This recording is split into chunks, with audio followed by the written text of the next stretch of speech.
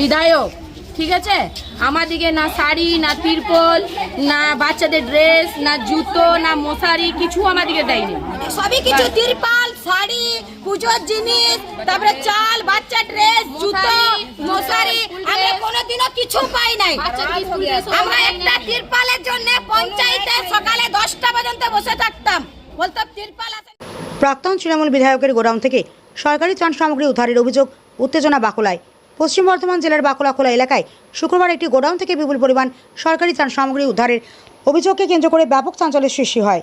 অভিযোগের তীর উঠছে পণ্যবেশরের প্রাক্তন তৃণমূল বিধায়ক নরেন্দ্রনাথ চক্রবর্তীর বিরুদ্ধে। স্থানীয় সূত্রে জানা গিয়েছে, এদিন বিক্ষুব্ধ জনতা বিজেপি কর্মী সমর্থক এবং স্থানীয় নেতৃত্ব একটি গোডাউনে তালা খুলে ভেতরে প্রবেশ করেন। সেখানে বিপুল পরিমাণ সরকারি ত্রাণ সামগ্রী মজুদ অবস্থায় দেখতে পাওয়া যায় বলে দাবি করা হয়েছে।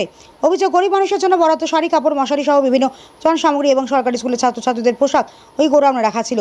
স্থানীয় বাসিন্দাদের একাংশের অভিযোগ, দীর্ঘদিন ধরে সরকারি প্রকল্পের বিভিন্ন সামগ্রী ওই গোডাউনে মজুত করে অন্যত্র পাচার করা হতো। যদিও এই অভিযোগের সপক্ষে এখনও পর্যন্ত কোনো সরকারি নথি বা প্রমাণ প্রকাশ্যে আসেনি। ঘটনার খবর ছড়িয়ে পড়তে এলাকায় উত্তেজনা সৃষ্টি হয়। পরিস্থিতি নিয়ন্ত্রণে আনতে ঘটনাস্থলে পৌঁছয় পুলিশ ও কেন্দ্রীয় বাহিনী। পরে পুলিশ করা ঘটনার তদন্ত শুরু করেছে বলে জানা গিয়েছে। এই ঘটনাকে ঘিরে রাজনৈতিক মহলে শুরু হয়েছে তীব্র চাপানোতর। বিজেপির পক্ষ থেকে ঘটনার নিরপেক্ষ তদন্তের দাবি জানানো হয়েছে। পুলিশি তদন্তের পর ঘটনার প্রকৃত সত্য সামনে আসবে বলে মনে করছে রাজনৈতিক মহল। নিজস্ব প্রতিনিধি রাজু আলী খানের রিপোর্ট, জামালপুর নিউজ লাইভ।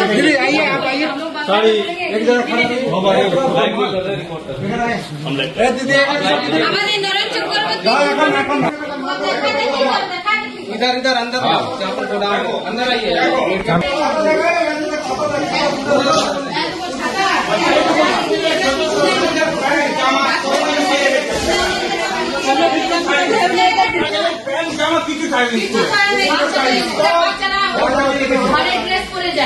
यहाँ भाई बोलिए बोलिए बाबा रे সবই কিছু, তিরপাল, শাড়ি, পুজোর জিনিস, তারপরে চাল, বাচ্চা ড্রেস, জুতো, মশারি, আমরা কোনোদিনও কিছু পাই নাই। আমরা একটা তিরপালের জন্য পঞ্চায়েতে সকালে 10টা পর্যন্ত বসে থাকতাম, বলতাম তিরপাল আসে না। চলিতার পাসমান বলতে গেলে বলতো এখন বাড়ি যাও, পরে আসবে। এখন একটা সিগনেচারের জন্য সারা দিনটা বসে থাকতাম, কোনো কাজ যদি পড়তো তো তবু করে দিত না আমাদেরকে। আমরা সব সারাটা দিন বসে থাকতাম, ইনাদের কাছে আসতাম যে আমার ভাইরা বসে আছে, আমার স্বামী বসে আছে, একটা কাজ দেন। বাচ্চাদের স্কুল ড্রেস নাই, একটা স্কুল ড্রেসে কি বাচ্চারা পড়তে যাবে? কাচবো না, স্কুল পাঠাবো। ও সব কিছু দেয়নি, সব কিছু এখানে স্টকে, নরেন্দ্র চক্রবর্তীর স্টকে সব ভরা রয়েছে। 2-5টা রুমে গাড়া গাড়া জিনিস স্টোর রয়েছে। কি নাম আপনার? আমার নাম রুকসানা খাতুন। বিধায়ক, ঠিক আছে, আমাদিকে না শাড়ি, না তিরপল, না বাচ্চাদের ড্রেস, না জুতো, না মশারি, কিছু আমাদিকে দেয়নি।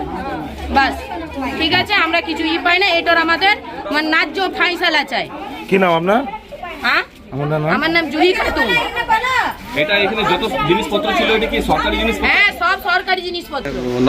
আমরা দেখলাম পুরনো বিধায়ক নরেন্দ্র চক্রবর্তী, চরিত্র পাসোয়ান, এরা সব এই গোদামে মাল রেখেছে, গরিবের কোনোদিন পায়নি। এরা এই মা বোনরা এসছে, এদের স্বামীরা ও বাঁকুড়া থেকে লোক নিয়ে এসে কাজ করাতে, এখানে কাছে গরিবের হক এখানে কেউ পেত না। একটি না তিরপল পেত কত মানুষের, না মশারি পেত, ডেঙ্গুতে মানুষ মরত, না শাড়ি পেত, না স্কুলে বাচ্চারা কাপড় পেত। চাল ডাল সব গরিবরা কেউ পেত না, সব গোদাম গোদাম ভরা আছে দেশ। সরকারি জিনিস, সব এখানে সরকারি জিনিস। এই স্কুলের পোশাক কি করে এলো এখানে? স্কুলের পোশাক এরা কোনো রকম করে ছন্দি মন্দি করে নিয়ে এসে সব বিক্রি করতো বাইরে। আচ্ছা, এরা সব বিক্রি করতো। যাদের বাবা তারা পেত না, তারপরে এগুলো পাচার হইতো, সব অন্য জায়গায় পাচার হতো। কি নাম তোমার? আমার নাম জিয়াউল শেখ।